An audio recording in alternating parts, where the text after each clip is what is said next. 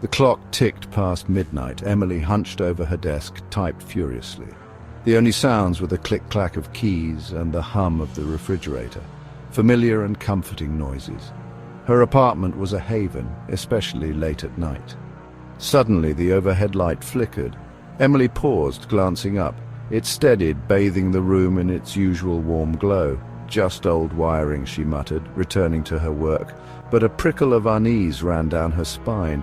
It was an old building, after all. She tried to ignore it, focusing on her work, yet something was off.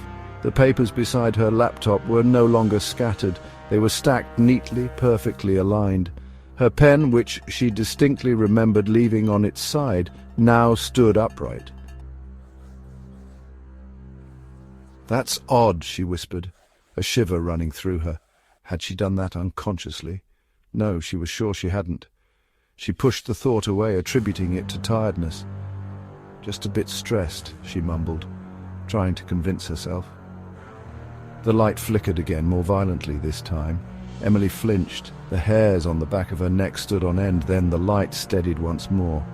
But this time something was different. Scrawled across the wall in what looked like shadows was a single word: run. Panic seized her. This was no wiring fault. This was something else, something sinister.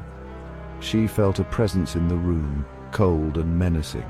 A floorboard creaked behind her, slow and deliberate. "Who's there?" Emily choked out, her voice trembling. Silence met her question.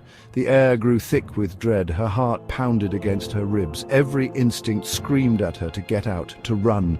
The room plunged into darkness. The only light came from the moon, casting long, eerie shadows across the floor. And then she saw it. A figure, tall and shadowy, emerged from the darkness behind her desk. A scream caught in her throat. Emily scrambled back, knocking over her chair in her haste. She didn't wait to see more. She didn't need to. Blind terror propelled her towards the door. She fled into the night, not stopping until she reached the sanctuary of her neighbor's apartment. The events of the night replayed in her mind, each more terrifying than the last. The next morning she returned, fear warring with disbelief. The apartment was empty, seemingly undisturbed. As she passed the hallway mirror, a wave of icy dread washed over her. A single chilling word marred its surface, written in the condensation from her panicked breath: gone.